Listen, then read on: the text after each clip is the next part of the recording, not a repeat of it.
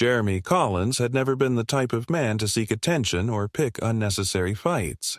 At 49, with nearly 2 decades of experience as a county zoning inspector under his belt, he had built a solid reputation as a man who valued precision, legality, and above all, order.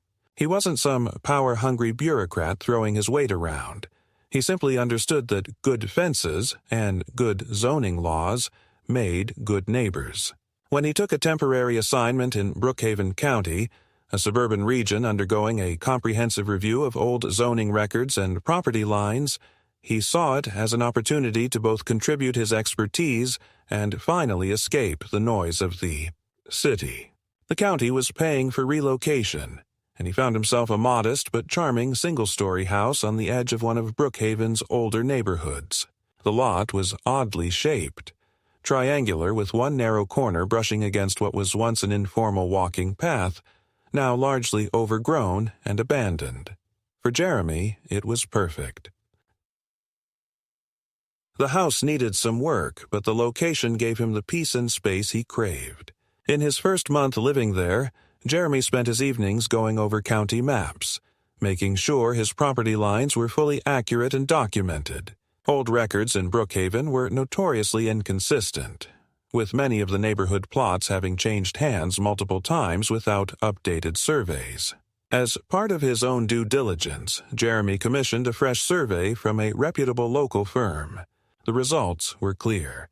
His property lines followed the original plat recorded with the county, which had never included any public easement or right-of-way across his land. The so-called walking path was nothing more than an informal trail used decades ago when the area was less developed. He made sure to obtain all necessary permits for his planned renovations, including the installation of a new privacy fence around the perimeter of his lot. The county's Planning and Zoning Department approved his application without hesitation. Construction began on a warm, clear morning in late spring. The contractors, a small family-run business Jeremy had vetted personally, arrived early and set to work marking post holes and unloading materials. The fence was to be built in stages, first the back and side facing the adjacent woods, then the side abutting Karen Foster's property, a well-maintained colonial house with elaborate landscaping and an aggressively pruned hedge running along the property line. Jeremy had met Karen briefly during his first week in the neighborhood. She struck him as polite enough, though rather controlling and prone to making pointed comments about neighborhood standards and maintaining harmony.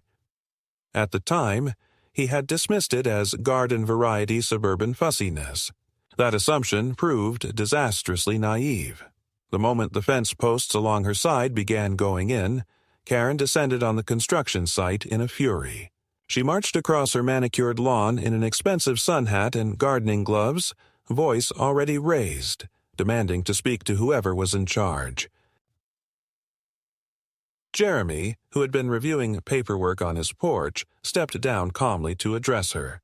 Without so much as a greeting, Karen launched into a tirade, claiming that the new fence was illegal and blocked a community path that had supposedly existed for over 20 years.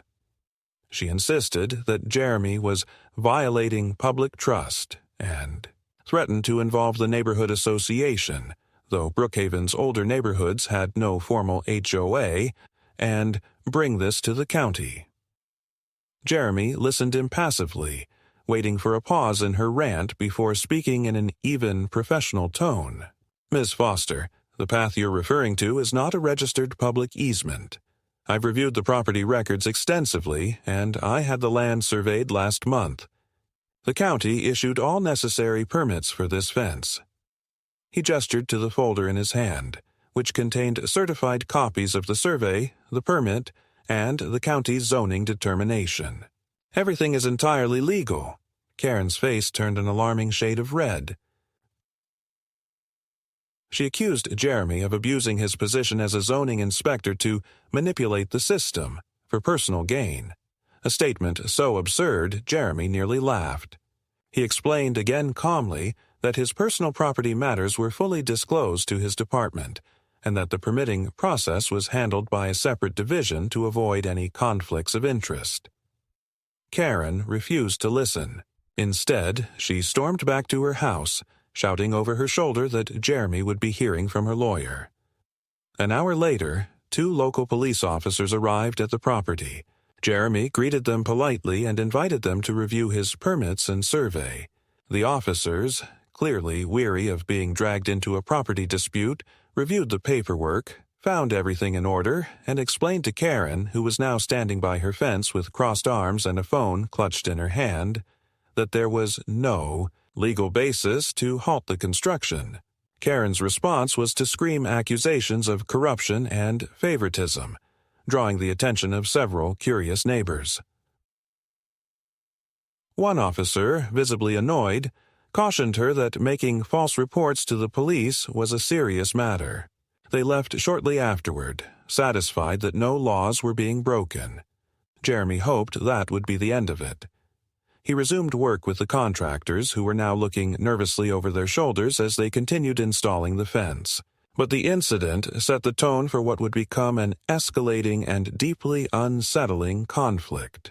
Over the next few days, Jeremy began receiving thinly veiled threats, anonymous notes in his mailbox, vague comments from passing neighbors about how things were done differently around here. He learned that Karen had begun circulating a petition, claiming he was stealing public land and demanding that the county rescind his permit. Jeremy knew better than to confront her directly.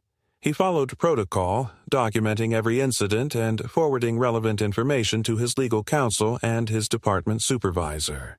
He also filed a request with the county recorder's office for a full title history of both his property and Karen's, anticipating that any real dispute would come down to documented fact, not neighborhood hearsay. As an experienced inspector, Jeremy understood the importance of letting the system work, even when faced with a neighbor who seemed determined to undermine him through personal vendettas and misinformation. Still, even he was unprepared for just how far Karen was willing to go, or how many old, tangled threads of local politics and personal grudges she would soon drag into the light.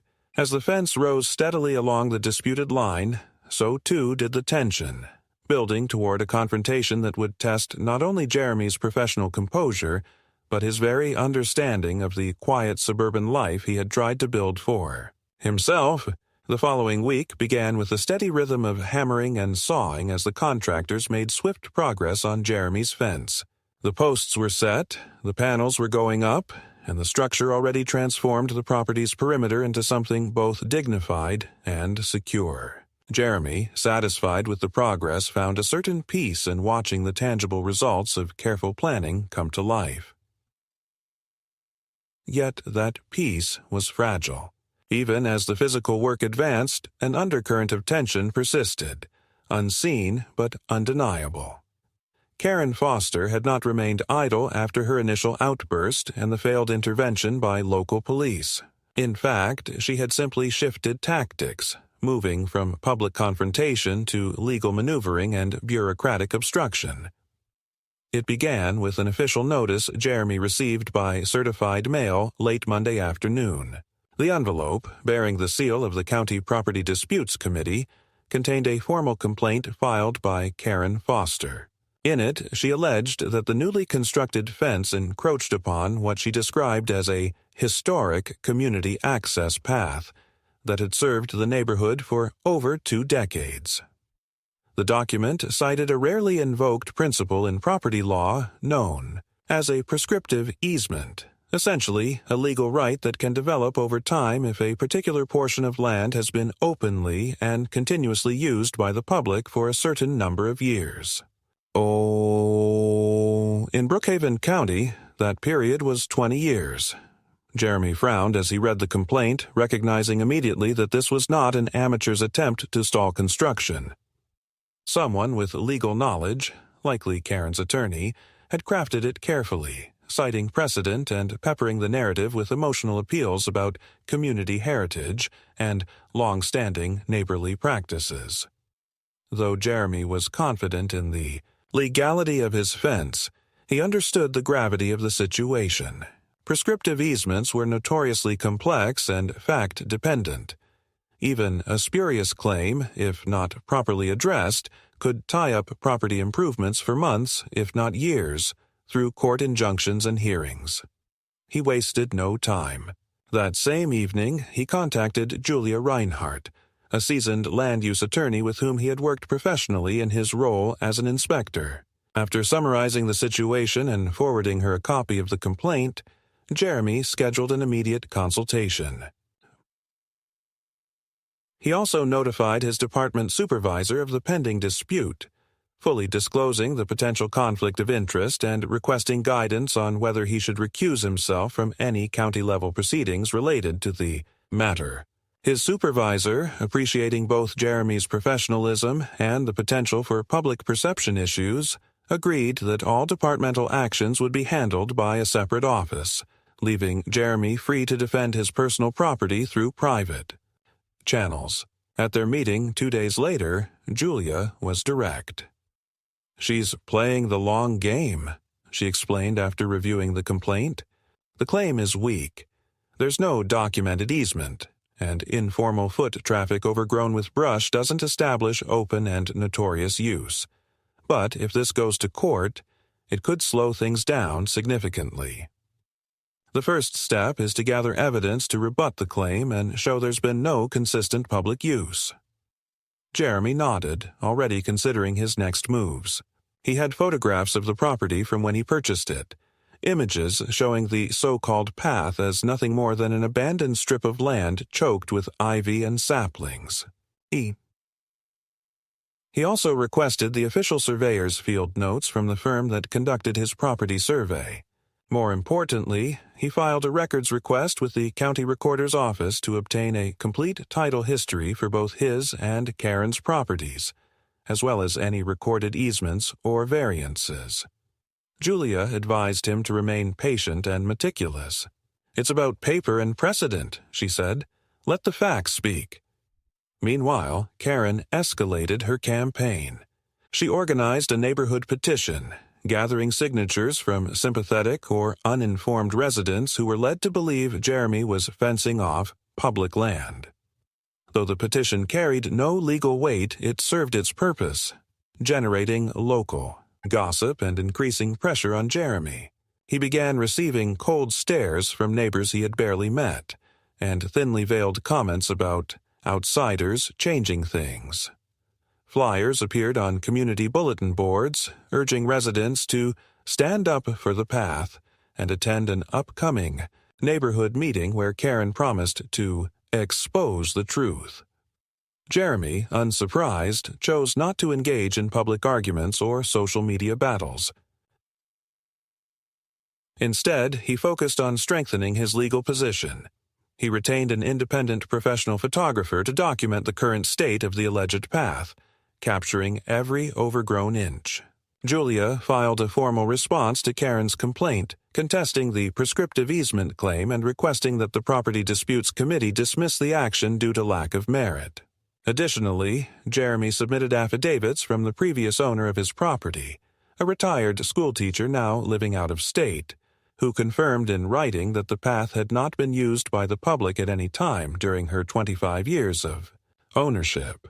But the situation took a darker turn when Karen filed a second complaint, this time with the County Environmental Review Board.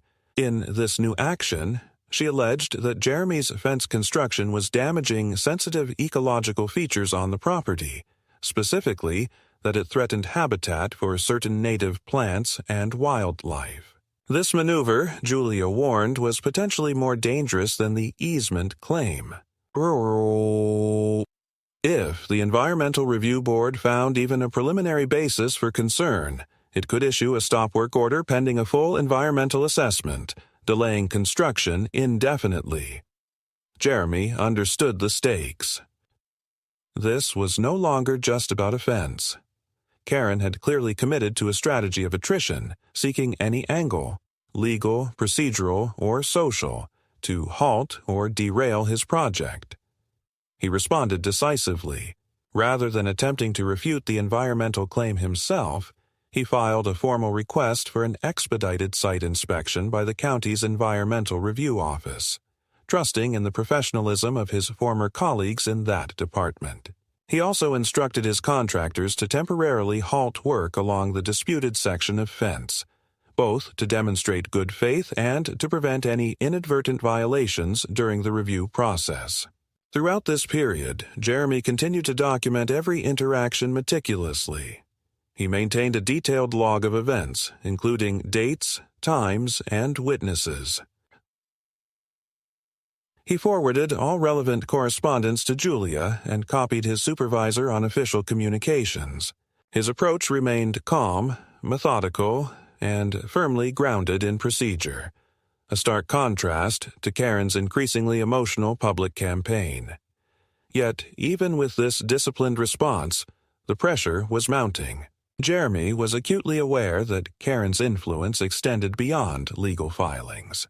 She was well connected socially within the neighborhood, and her narrative that a county official was abusing his position to seize public land was gaining traction in certain circles. Anonymous letters began appearing in Jeremy's mailbox, some urging him to do the right thing and restore the path. More troubling were the occasional late-night disturbances, footsteps near the fence line, voices drifting through the dark. Once, even the clink of metal against the newly set fence posts. Jeremy, ever pragmatic, reported these incidents to local law enforcement, requesting increased patrols without making dramatic accusations. He also installed additional motion sensor lights around the perimeter of his property, not out of fear, but as a sensible precaution. Throughout it all, he remained committed to his guiding principle: let the facts, the law, and proper procedure prevail. But as the days passed and the legal wheels turned, it became increasingly clear that Karen was far from finished. Her actions were becoming bolder, her rhetoric sharper, and the lines between neighborly dispute and targeted harassment were beginning to blur. For Jeremy, the battle over a simple fence was evolving into a test of professional integrity and personal resilience, one that would soon draw in deeper forces and reveal long-buried tensions beneath the quiet veneer of Brookhaven's suburban life. As another week unfolded, Jeremy noticed the atmosphere in the neighborhood growing palpably colder. The polite waves from passing neighbors had ceased almost entirely, replaced by sidelong glances and muted conversations that abruptly stopped when he appeared. The contractors, sensing the tension, completed the remaining sections of the fence with quiet efficiency, avoiding unnecessary interaction with residents.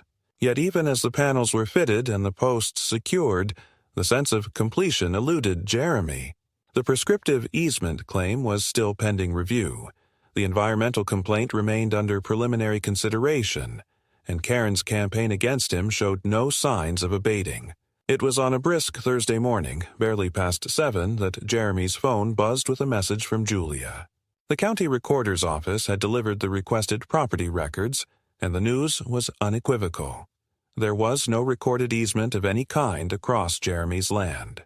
Furthermore, an internal memo from the department revealed that several years prior, Karen herself had petitioned to acquire a portion of the same contested land as part of a lot expansion, a petition that had been formally denied.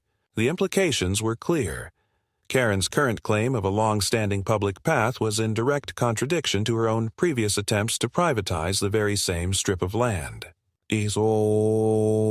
Armed with this information, Julia prepared a supplemental filing to the Property Disputes Committee, urging them to dismiss Karen's complaint outright.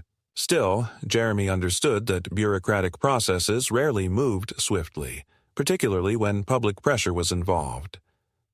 Meanwhile, the Environmental Review Office scheduled its site inspection for the following Monday. Until then, work along the disputed section of the fence remained paused. The tension surrounding the property continued to build. Then came the first act of open sabotage. On a chilly Saturday morning, Jeremy awoke early, as was his habit, and ventured outside with his coffee to inspect the fence line. The sight that greeted him caused a grim tightening in his chest. Several newly installed panels along the side facing Karen's property had been forcibly removed. The posts themselves were splintered, as though pried at with heavy tools, and the ground was littered with screws and fragments of wood. There was no note, no warning, only the stark evidence of deliberate vandalism. Jeremy did not react impulsively. He returned inside, retrieved his camera, and meticulously documented the damage from multiple angles. He then contacted both Julia and the local police, filing an official report. The responding officer, a young but professional deputy named Nolan Reese, conducted a brief survey of the scene. While there were no direct witnesses or video evidence, Jeremy's cameras focused on the back and front of the property had not captured the incident. Officer Reese assured him that a case would be opened and patrols would be increased. Jeremy, recognizing the seriousness of the situation, took an additional step. Rather than confronting Karen or speculating publicly, he retained a licensed process server to formally deliver a notice of trespass to her property. The document was carefully worded, devoid of accusation, but clearly outlined Jeremy's legal rights and the consequences of unauthorized entry or interference with his property. This was not an act of provocation, but of prudent legal positioning. Should further incidents occur, there would be a clear record of prior notice. Predictably, the process server's visit did not go unnoticed. That afternoon, Karen stood on her porch in a theatrical display of indignation, loudly denouncing Jeremy to any neighbor who would listen. Word spread quickly that she was claiming harassment and abuse of power, asserting that Jeremy was using his position to intimidate her. Within hours, social media groups affiliated with the neighborhood lit up with commentary, much of it hostile toward Jeremy. Anonymous posts accused him of destroying community heritage and bullying an elderly woman. Jeremy refrained from engaging online, understanding that such forums were fertile ground for rumor and misinformation. Instead, he focused on bolstering his legal defense. Julia, seeing the escalating harassment, filed an additional notice with the County Disputes Committee requesting expedited review in light of the vandalism and public campaign being waged against her client. Meanwhile, Jeremy's department quietly transferred oversight of Brookhaven zoning matters to another inspector, both to preserve the integrity of the county's processes and to shield Jeremy from accusations of conflict. Yet the hostility in the neighborhood reached a new peak when Karen announced a community meeting to discuss the illegal seizure of public land. Held in the clubhouse of a nearby subdivision, the gathering drew an unexpected crowd, including several local officials and members of the press. Karen, adopting the air of a crusader, delivered an impassioned speech filled with emotional rhetoric and selective interpretation of events. She presented old photographs of neighborhood children playing near what she claimed was the historic path, images taken on various properties but framed to suggest continuity. Jeremy did not attend the meeting, having no desire to legitimize its premise. However, Julia sent a legal observer on his behalf, who recorded the proceedings and collected copies of any materials distributed. The resulting report confirmed what Jeremy had anticipated. No new evidence was presented, only repetition of unfounded claims and appeals to emotion. Still, the meeting succeeded in amplifying public sentiment, at least temporarily. The local newspaper published an article the following day, giving voice to concerned residents and referencing the pending disputes. That same week, the Environmental Review Office conducted its site inspection. 2 senior specialists walked the property methodically, taking soil samples and documenting plant life. Jeremy, ever the professional, provided full access and answered questions succinctly. The lead inspector later confided, off the record, that no protected species were present and that the construction posed no environmental threat. While the official report would take days to finalize, this initial feedback was a welcome reassurance. Yet Karen was not finished. The day after the inspection, she filed yet another complaint, this time with the County Code Enforcement Office, alleging that Jeremy's contractors had illegally altered drainage patterns, causing runoff onto her property. The allegation was baseless. Drainage had been carefully managed and inspected during construction. Nonetheless, it triggered yet another bureaucratic review, further delaying final completion of the fence and prolonging the climate of uncertainty. Faced with this escalating barrage of legal maneuvers, public attacks, and property damage, Jeremy might have been forgiven for responding in kind. Yet he remained steadfast in his approach, methodical, lawful, and guided by professional counsel. He authorized his insurance company to conduct an independent site assessment, thereby strengthening his position against the drainage claim. He also filed a formal request with the county for a comprehensive review of both properties' compliance histories, suspecting that Karen's own expansions and landscaping projects might not withstand scrutiny. It was during this review that a significant revelation emerged. Among the files retrieved from county archives was a record of a previous code violation against Karen's property, a complaint regarding unauthorized drainage modifications filed nearly a decade prior. Though the matter had been quietly resolved at the time, the documentation remained in the public record. Julia, recognizing the potential value of this information, prepared to introduce it should Karen's latest complaint proceed to a formal hearing. As the days grew longer and the fence, though physically near completion, remained entangled in legal limbo, Jeremy reflected on the surreal transformation of what should have been a straightforward home improvement into a protracted legal and social battle.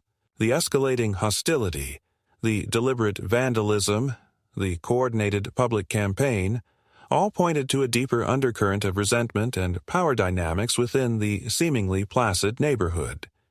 Yet, through it all, Jeremy's resolve only hardened. He had chosen this property, this life, for its promise of order and peace, not as a stage for conflict. And while he would never seek confrontation, neither would he be driven from what was legally and rightfully his. The battle over the fence had become a broader test of principle, one that Jeremy was now determined to see through to its rightful conclusion. The turning point came not with a bang, but with an envelope. It arrived one humid Tuesday morning, delivered with the usual batch of mail, inconspicuous among the circulars and utility bills. The letterhead, however, caught Jeremy's attention immediately: Brookhaven County Environmental Review Office. With deliberate calm, he slit the envelope open and unfolded the official report within. The contents were clear and decisive. No environmental violations were found on the property, no protected species were present, and the fence construction complied fully with applicable regulations. The department's final conclusion: no further action warranted, case closed. Jeremy exhaled slowly. It was a victory, hard won and impeccably documented. Julia, upon receiving the report, moved swiftly to incorporate it into their broader legal strategy. With the environmental complaint neutralized, Karen's multi-pronged assault had lost one of its key pillars. More importantly, it reinforced the narrative, one grounded in fact and law, that Jeremy's actions were proper and above reproach. Yet Karen, undeterred by this setback, shifted tactics once again. Within days, a new thread of attack emerged, this time centered on a manufactured narrative of water damage, allegedly caused by the fence construction. The County Code Enforcement Office, prompted by Karen's persistent complaints, dispatched an inspector to examine the supposed runoff issues. Jeremy, prepared as ever, provided the inspector with engineering plans, soil assessments, and the independent report from his insurance company's site assessment, all of which documented that drainage on his property remained unchanged and compliant with county standards. The inspector, a pragmatic professional, completed his review methodically. Jeremy observed the process without interference, answering technical questions where necessary. A week later, the inspector's report mirrored the earlier environmental findings. No violations, no merit to the complaint. Julia swiftly filed notice of the second dismissal with the Property Disputes Committee and the County Code Enforcement Office, further consolidating their legal position. It was during this period that an unexpected ally surfaced. An elderly neighbor, Mr. Ronald Weaver, who had lived on the street for over 40 years, approached Jeremy discreetly one afternoon. "I heard what's been going on," he said in a low, steady voice. "You should know, Karen's been trying to claim that land for years. Back when her husband was alive, they tried to buy it outright from the county. When that failed, they started spreading stories about it being a public path." Mr. Weaver, it turned out, possessed a trove of old photographs and correspondence related to neighborhood property lines and disputes, including documentation of Karen's failed attempt to acquire the land. With his permission, Jeremy passed this information to Julia, who recognized its potential value in dismantling the prescriptive easement claim. Meanwhile, the Property Disputes Committee finally scheduled a formal hearing on Karen's complaint. Julia, with characteristic precision, prepared an extensive case file. It included the recent environmental and drainage reports, the independent survey, affidavits from the previous property owner, and Mr. Weaver's historical documentation. The evidentiary record was robust and compelling. As the hearing date approached, the tone in the neighborhood began to shift subtly. The most vocal supporters of Karen's campaign grew quieter, perhaps sensing the weakening of her position. The anonymous notes and late-night disturbances diminished, though not entirely. Jeremy, maintaining his disciplined approach, continued to document every development and refrained from public commentary. The hearing itself, held in a modest county meeting room, proved to be the crucible moment. Karen arrived, flanked by her attorney and a small cadre of supporters. Her presentation leaned heavily on emotion, testimonials from neighbors about children playing on the alleged path, vague recollections of its supposed communal value. But when pressed by the committee, Karen's case faltered. No legal easement existed. The photographic evidence showed the path overgrown and disused for decades. Her own prior attempt to purchase the land undermined her narrative of long-standing public access. Julia's presentation was clinical and devastating. With measured clarity, she walked the committee through each piece of evidence, systematically dismantling Karen's claims.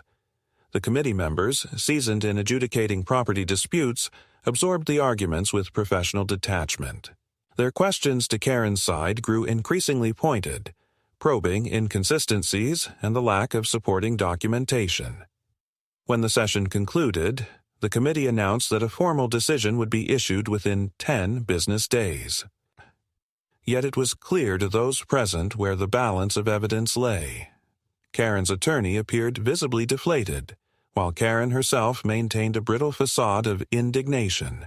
In the days following the hearing, the neighborhood's social dynamics shifted further. Neighbors who had once aligned with Karen began to distance themselves, sensing the erosion of her influence. Some quietly offered Jeremy words of support, expressing regret over the campaign of hostility he had endured. Others remained neutral, unwilling to confront Karen directly but no longer eager to champion her cause. Jeremy, ever cautious, did not celebrate prematurely. He understood that even a favorable ruling from the committee would not end the broader conflict. Karen's animosity had deep roots, and the public narrative she had cultivated would not dissolve overnight. Still, the hearing marked a pivotal juncture, a clear shift in momentum that affirmed the strength of the facts and the law on Jeremy's side. Through it all, Jeremy remained grounded in his principles. He had chosen a path of patience, professionalism, and procedural rigor. The fence, though still partially incomplete due to the lingering legal cloud, now stood as a testament to that approach.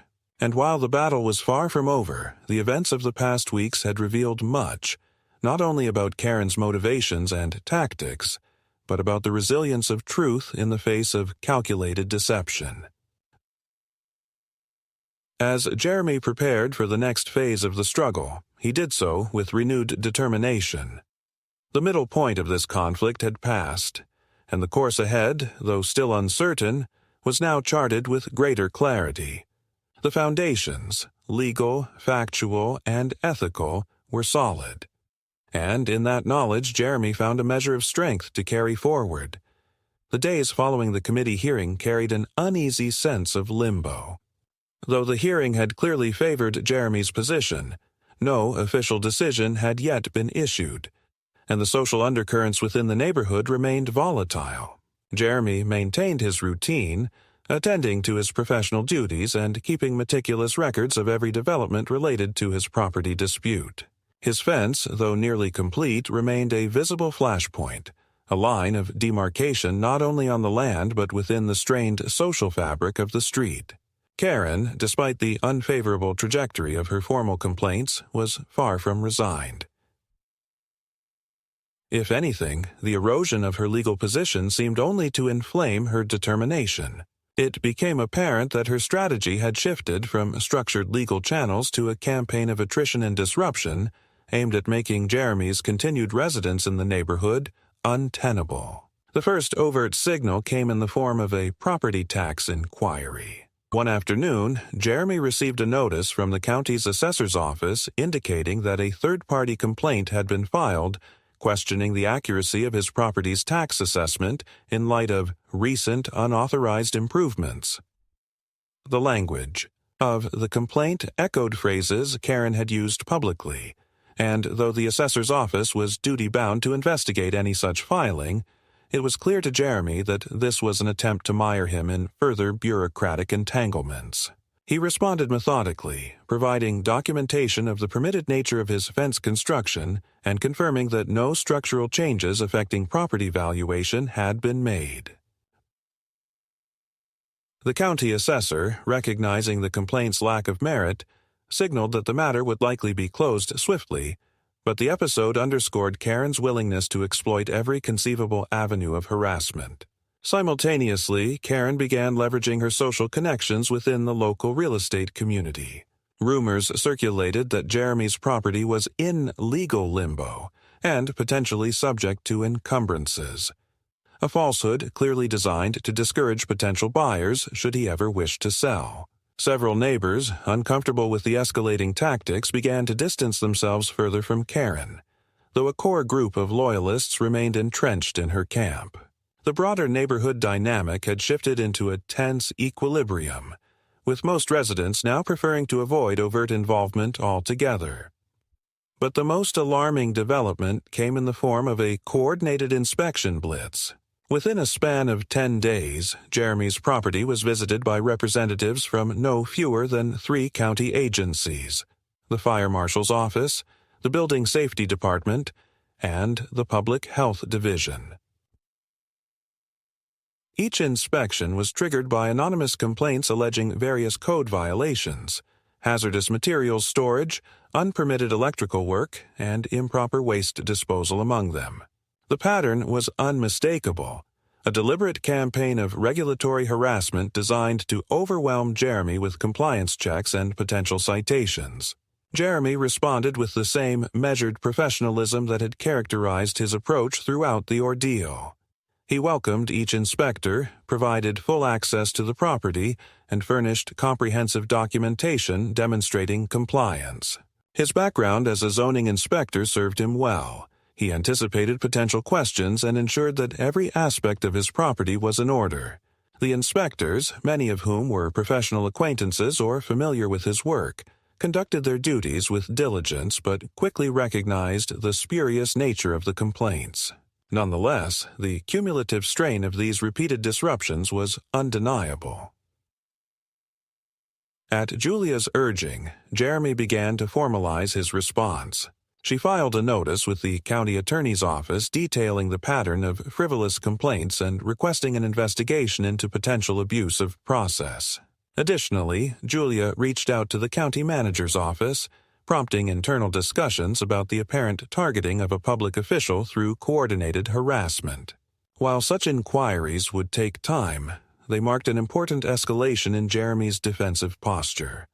no longer merely reacting to individual incidents, but actively seeking to expose and address the broader campaign against him. Meanwhile, the Property Disputes Committee issued its long-awaited ruling. The decision was unequivocal. Karen's prescriptive easement claim was denied in full. The committee found no evidence of a legally cognizable public right-of-way across Jeremy's property and noted that Karen's own prior attempt to purchase the land further undermined her assertions. The ruling, while expected, was a significant milestone. With the easement claim formally dismissed, one of the central legal threats to Jeremy's fence was eliminated. Julia promptly filed the decision with the county recorder's office, ensuring that it became part of the official property record. Yet even this decisive victory failed to deter Karen.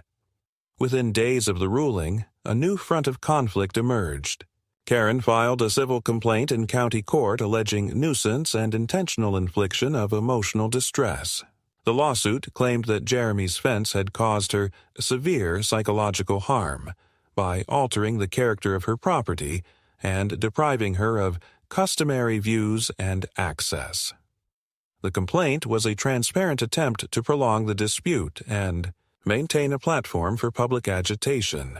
While Julia was confident that the lawsuit lacked substantive merit, it nevertheless required a formal legal response and threatened to extend the conflict into yet another arena. Jeremy, though wearied by the seemingly endless escalation, remained resolute. He continued to document every incident and maintained strict adherence to legal protocols.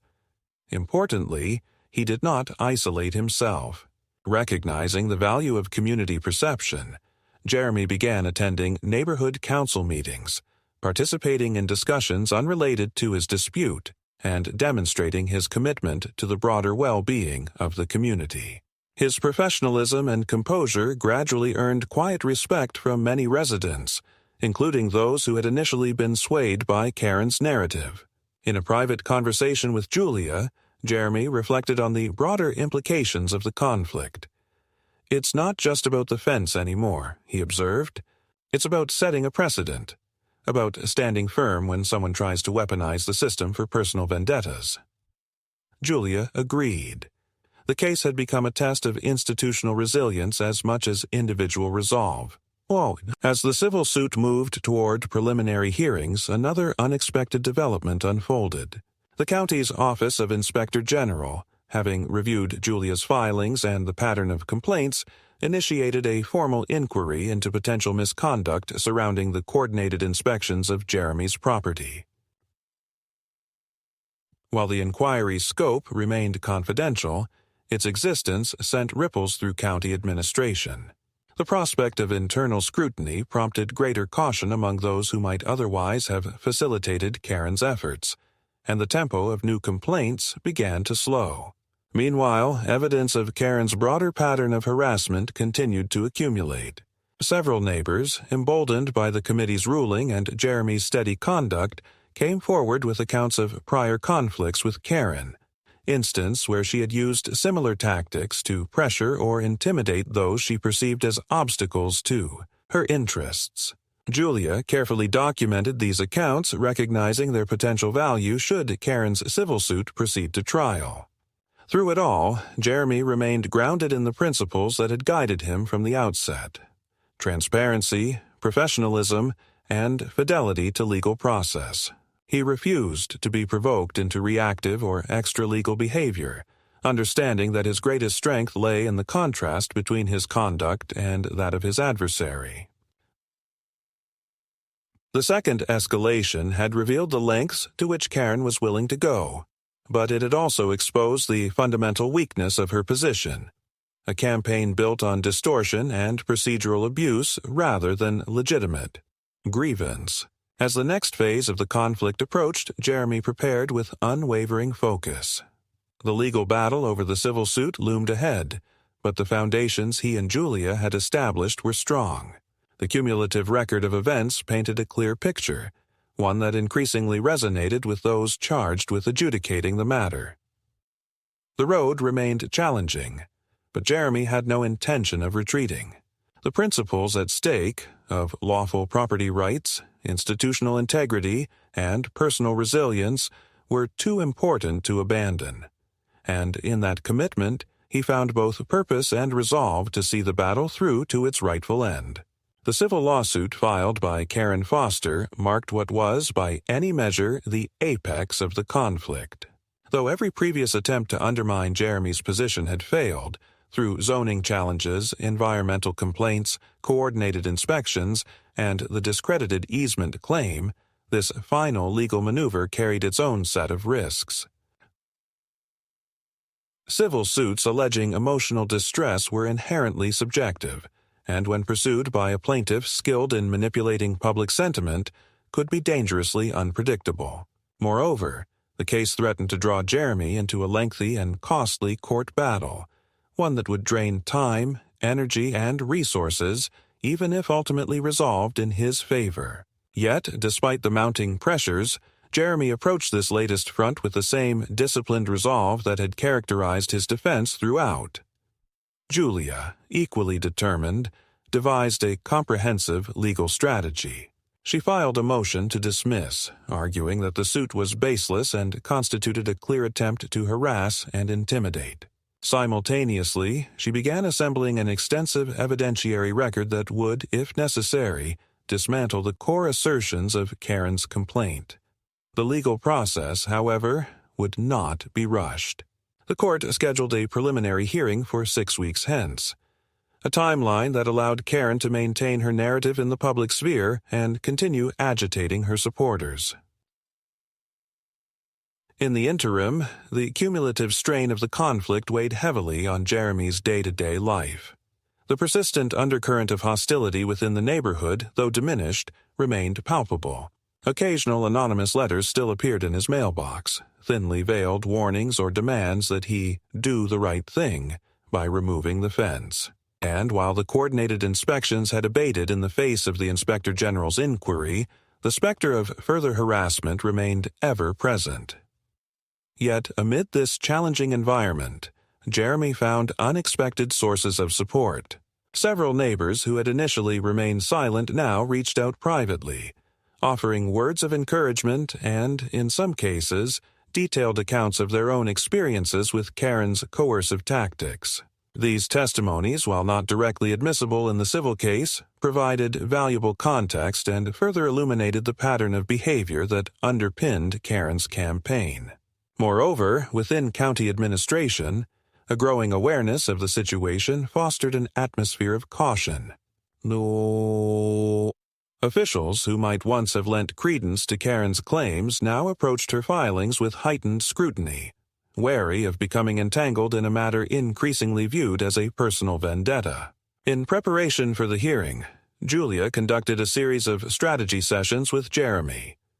They meticulously reviewed every aspect of the case, anticipating potential arguments and countering them with documented evidence.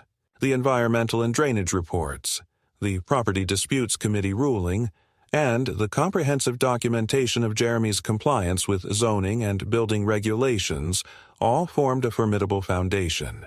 Additionally, the Inspector General's ongoing inquiry provided a powerful backdrop, underscoring the systemic abuse of process that had characterized Karen's tactics. As the hearing date approached, tension within the neighborhood escalated once more.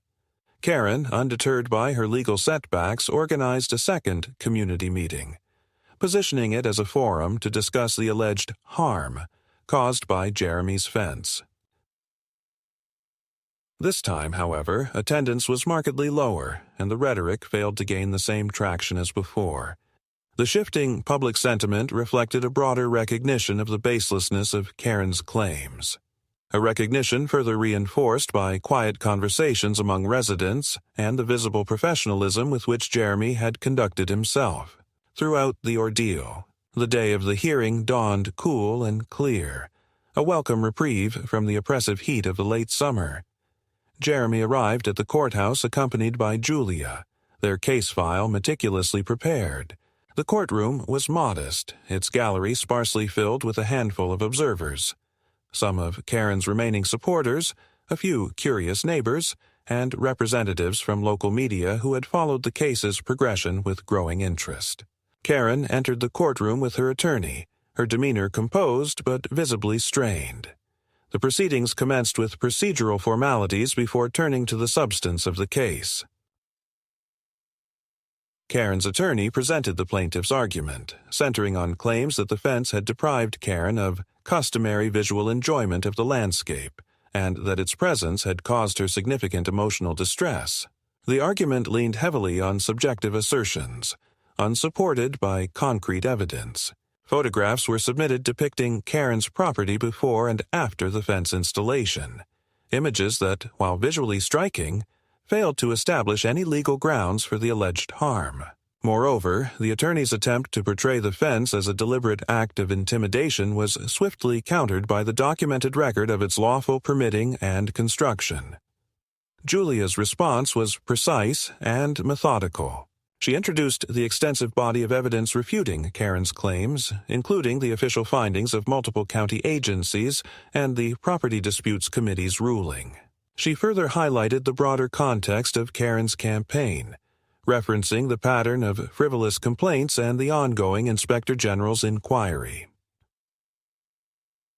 Importantly, Julia underscored the absence of any actionable conduct on Jeremy's part that could reasonably be construed as intentional infliction of emotional distress. The fence, she argued, was a lawful improvement undertaken with full transparency and in accordance with county regulations. Nothing more, nothing less. As the hearing progressed, the presiding judge, a seasoned jurist known for a balanced and no-nonsense approach, posed pointed questions to both parties. Karen's attorney struggled to substantiate the core elements of the complaint, while Julia responded with clarity and unassailable documentation. The contrast in presentation was stark, and as the proceedings drew to a close, the courtroom atmosphere reflected a palpable shift. Observers who had entered with curiosity or skepticism now regarded the matter with a growing sense of finality. Following closing statements, the judge announced that a written ruling would be issued within 14 days. While no immediate decision was rendered, the tenor of the hearing left little doubt as to the likely outcome. Karen's legal maneuver had faltered under the weight of objective fact and procedural rigor. In the days that followed, a sense of cautious optimism emerged. Though the final ruling remained pending, the cumulative trajectory of the case had become clear. Jeremy continued to conduct himself with professionalism, maintaining his role within the community and refraining from public commentary. Julia, confident in their position, began preparing for the next phase, whether in the form of further legal proceedings or the broader task of restoring Jeremy's standing within the neighborhood. Throughout this climactic phase of the conflict, Jeremy reflected often on the path that had brought him here. What had begun as a simple effort to secure his property had evolved into a protracted battle for principle and integrity. The experience had tested him in ways both personal and professional, revealing the complexities of human behavior and the resilience required to uphold one's rights in the face of sustained opposition. Yet, even amid the challenges, Jeremy remained resolute. The principles at stake, lawful property rights, due process, and institutional integrity, were worth defending, and as the climactic battle drew toward its conclusion, he faced the future with a renewed sense of purpose and an unwavering commitment to seeing the matter through to its rightful end. 2 weeks after the hearing, the court's ruling arrived in the form of a meticulously worded decision that left little room for ambiguity. The judge dismissed Karen's civil complaint in its entirety, finding no basis for her claims of nuisance or emotional distress. The decision was grounded in the extensive evidentiary record, which clearly demonstrated that Jeremy's actions had been lawful, transparent, and devoid of malicious intent. The judge further noted the pattern of harassment and procedural abuse evident in the history of complaints, lending additional weight to the conclusion that the lawsuit had been an improper attempt to continue a campaign of personal vendetta through the courts. The ruling marked a definitive legal victory for Jeremy.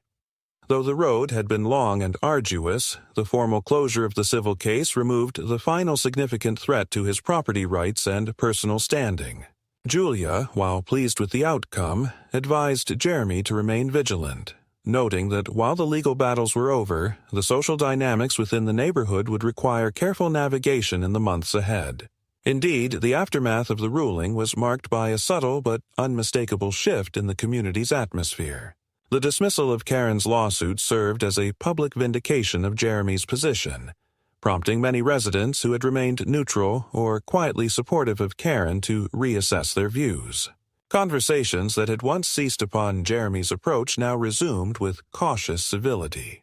A few neighbors extended private apologies for their earlier silence or complicity, acknowledging the corrosive effect of Karen's campaign on the fabric of the community. Importantly, the narrative that Jeremy had been an aggressor or outsider intent on disrupting neighborhood harmony was now thoroughly discredited. In its place emerged a recognition of the simple truth. He had exercised his legal rights responsibly and with restraint in the face of sustained provocation. For her part, Karen found her influence within the neighborhood greatly diminished. The repeated legal defeats and the exposure of her tactics eroded her standing even among former allies. Attendance at her gatherings dwindled, and her public statements grew increasingly isolated and defensive. While she remained a visible presence, her ability to mobilize the community or sway public opinion was effectively neutralized. Moreover, the ongoing inquiry by the Office of Inspector General continued to cast a shadow over her activities, deterring further attempts at procedural abuse. Jeremy, mindful of the lingering tensions, chose not to gloat or seek retribution. His focus remained on restoring a sense of normalcy and stability to his life and property. He completed the final sections of the fence, ensuring that every aspect of the installation complied with the highest standards of craftsmanship and regulation. The completed fence stood not only as a boundary marker but as a testament to the principles that had guided his conduct throughout the conflict: professionalism, integrity, and adherence to the rule of law. In the months that followed, Jeremy deepened his engagement with the broader community, participating in neighborhood improvement initiatives and offering his expertise on zoning and property matters to residents seeking guidance. His reputation, once the target of malicious rumors, evolved into that of a trusted and principled figure. The very qualities that had sustained him through the conflict, discipline, transparency, and respect for process, now served to foster genuine goodwill among his neighbors. Importantly, the resolution of the dispute also reinforced institutional safeguards within the county. The Inspector General's inquiry yielded recommendations for strengthening procedures to prevent the abuse of regulatory mechanisms for personal vendettas. These measures, while technical in nature, contributed to a broader culture of accountability and fairness, an outcome that extended beyond Jeremy's personal vindication to benefit the community as a whole. Reflecting on the arc of events, Jeremy recognized that the conflict had exacted a toll, both personal and professional. Yet it had also affirmed the enduring value of principle and perseverance in the face of adversity. The fence, once a symbol of division, now represented resilience and the importance of standing firm for what is right. It served as a quiet reminder that even in the most challenging circumstances, integrity and steadfast commitment to the truth could prevail. As the seasons changed and the rhythms of daily life resumed, Jeremy found a renewed appreciation for the simple pleasures of home and community: a garden tended without disruption, conversations shared without suspicion, and the quiet assurance that he had weathered the storm with honor intact. The battle with Karen had been a crucible, but it had also been a proving ground. In its resolution, Jeremy not only safeguarded his rights but also contributed to a legacy of accountability and respect for the rule of law within his adopted community. And in that quiet victory, he found a measure of peace, knowing that whatever challenges lay ahead, he had faced this one with unwavering resolve.